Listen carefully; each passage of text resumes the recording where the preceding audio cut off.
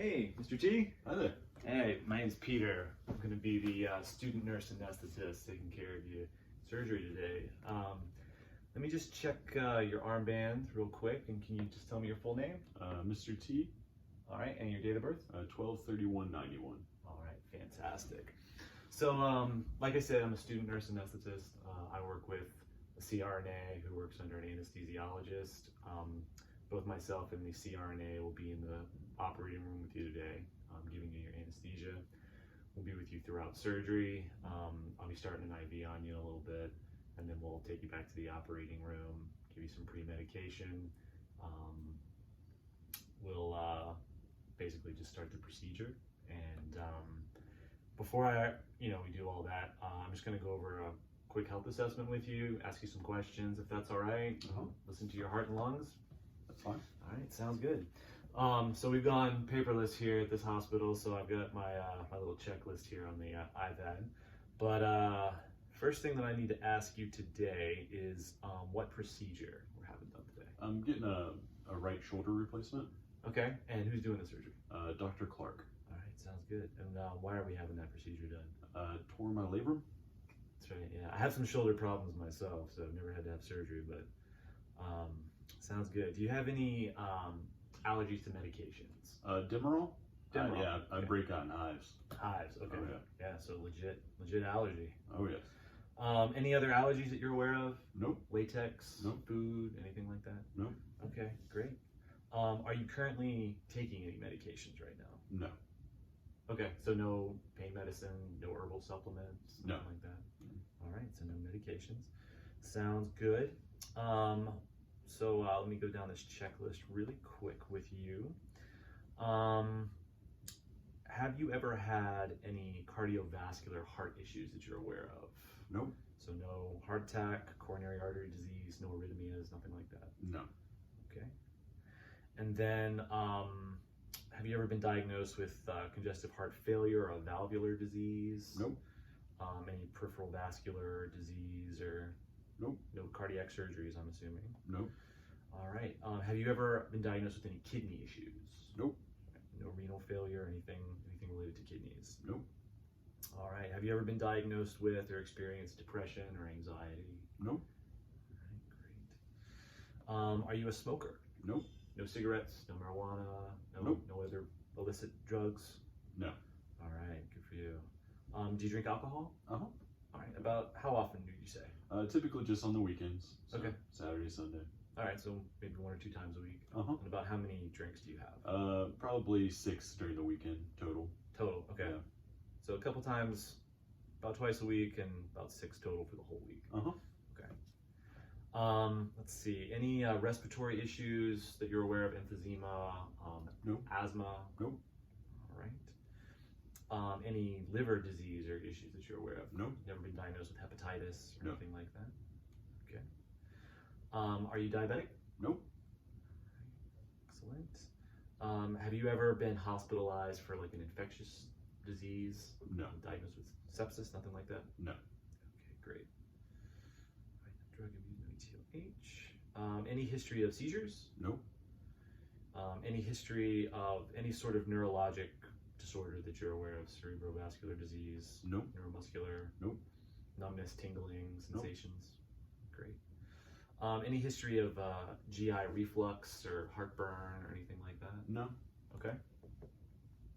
Have you ever been diagnosed with sickle cell anemia? Nope. Any bleeding issues that you're aware of? No. No. Okay. No excessive bleeding. Nope. I'm gonna skip through the pediatric assessment. Now, you've never had a surgery before, is that right? Correct. Okay, Yeah. so you've never had anesthesia. Nope. You've never had, let's see, anyone had to start IVs on you? I've given blood before. Given blood? Okay. Yeah. Were you a difficult stick? They could only find it on my right arm. Right arm. Okay. Put that in here. So right arm stick. Any family history of issues with anesthesia during surgeries? Not that I know of. Okay. Sounds good. And then, do you have any issues with like, well, you've never had anesthesia, so no nausea and vomiting, obviously, with anesthesia. No history there. All right, we're gonna have your labs drawn. I'm gonna get an IV started here in a minute. We'll get your labs drawn off of that, and then I'll fill out the lab section. We've already got your vital signs, it looks like. If it's all right, I'm just going to listen to your heart and your lungs, and then I'll do a quick assessment of your airway, and I'll tell you what I'm doing. So, Okay. if that's all right with you. Yeah. Great. All right, so we'll take a quick listen. If you could actually pop your sweatshirt off for me really quick so I can get a good listen. Thanks, just pop that in. Yeah. All right, so listen to your lungs first. All right, let's take a deep breath for me. And out. Deep breath in and out. In and out. In and out. In and out. In and out. In and out. In and out. And last one in and out. One more on this side. In and out. Great. So breath sounds good and clear. I'm just gonna listen to your heart really quick, a couple spots. Good. S1, S2, sounds good. Listen a couple spots with the bell of my stethoscope as well as the flat portion. Good. All right. Good, strong heart. Can you lean forward for me so I can listen to your back, please? Sure. Thank you. And again, deep breath in and out. And in, out, in, out, in, out, in, out, in, out, in, and out. In and out, in, out, and last one in and out. Fantastic. All right, so everything sounds clear. Sounds really good and strong. So the other thing that I want to do is I'm going to have you open your mouth as wide as you can so I can take a look at your airway. Stick out your tongue for me. Fantastic. Any missing teeth that you're aware of? You can close your mouth. Nope. Not that you're aware of? Okay, great. And then let me just measure, I'm gonna measure the distance between your chin and your Adam's apple, essentially. So it's just over 3 finger breadths, which is good. That's perfectly normal for an adult. What I'd like you to do now is touch your chin to your chest if you can, and your head all the way back, and then drop your ear to your left shoulder or right shoulder, and then the same on the other side. And then if you can, try to bite your upper lip, like that. Great, fantastic. And then if you could, just open your mouth for me as wide as you can, kind of move your jaw around, stick your jaw out as low, great. So I'm basically checking to see how much of your airway I can see. We have this classification system for checking airway. Looks good, looks like not too many issues there. You said no chipped teeth or broken teeth or Nope. loose teeth, issues like that. All right, fantastic. So let me just ask you a couple questions about exercise tolerance. This is just to get an idea of like breathing status and things like that. All right. Are you able to climb 2 flights of stairs without taking a break? Yeah. Okay. And then are you able to walk about 4 blocks without taking a break? Oh yeah. Okay. Great. So no issues with exercise tolerance or anything like that. So before I leave you, when was the last time you had something to eat? Last night, had a snack right before bed, so around 9. Okay, it's about 9 p.m. Little Yeah. snack. Nothing since then. Nothing this morning. No. All right. POA passed. And then you don't have any other health history that I can see. So nice, strong, healthy young man. We have this classification system. It's an ASA classification system. 1 being really good, and you're a 1. So no issues there. So basically, what we're gonna do now, I'm gonna go grab IV kit. We're gonna start an IV. We'll draw some labs and send those off. Make sure everything looks okay.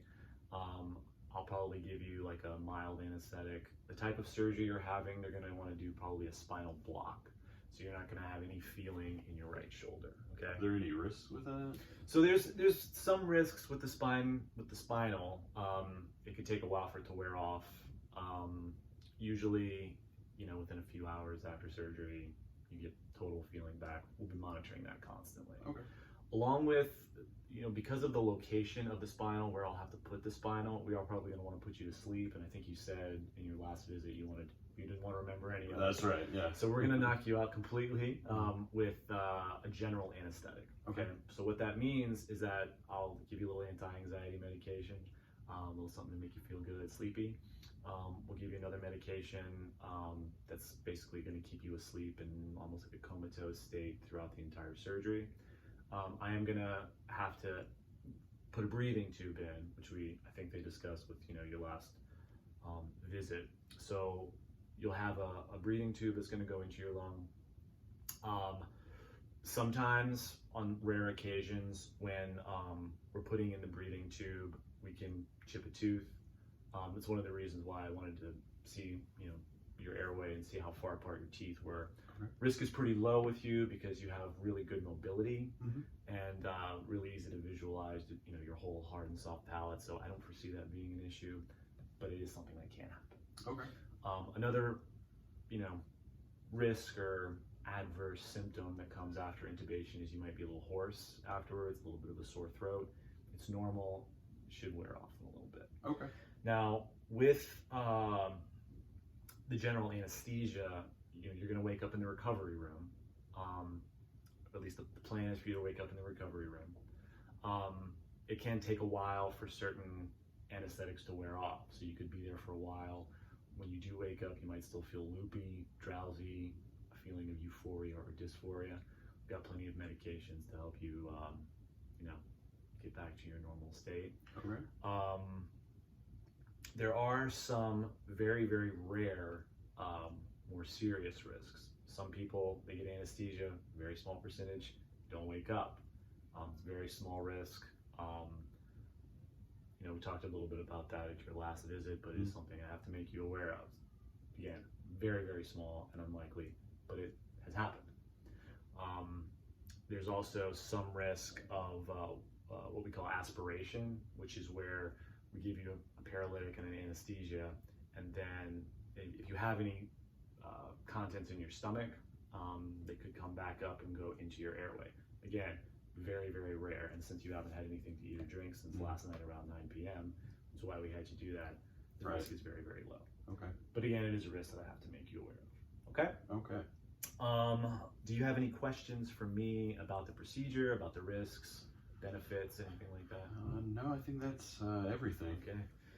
So the benefit obviously is that we should get your shoulder fixed. Yeah. And on my part, the benefit is that you're not going to remember any of it if I do my job correctly.